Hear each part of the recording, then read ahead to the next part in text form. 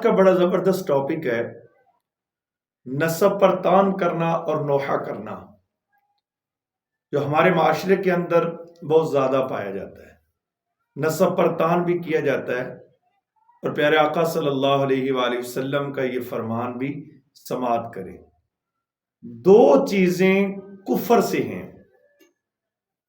Number 1 نسب پر تان کرنا، نمبر 2 نوحہ کرنا۔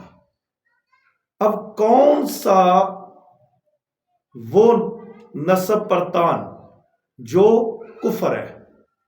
ایسا تان جو حلال سمجھ کر کیا جائے تو وہ کفر حقیقی ہے، ورنہ ناشکری ہے۔ نسب پر تان نہ کیا جائے۔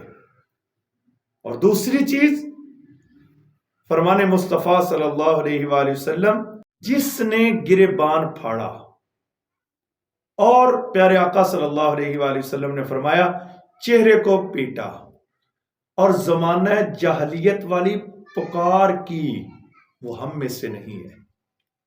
اور دوسری حدیث کے اندر آتا ہے، یہ مسلم کے اندر موجود ہے، نبی کریم صلی اللہ علیہ وآلہ وسلم نے فرمایا وہ عورت جس نے نوحہ کیا، یعنی کہ میت پر وہ روتی اور پکارتی رہی، ایسی عورت کے بارے میں فرمایا اگر وہ بغیر توبہ کے مر گئی،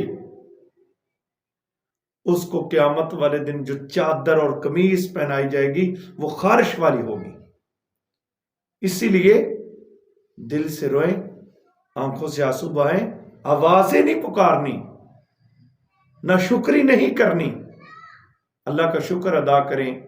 جو چاہے وہ بیٹا فوت ہوا ہے، بچے فوت ہوئے ہیں، یا والدین فوت ہوا ہے، تو اللہ کا شکر ادا کریں کہ مالک جیسی تیری رضا تھی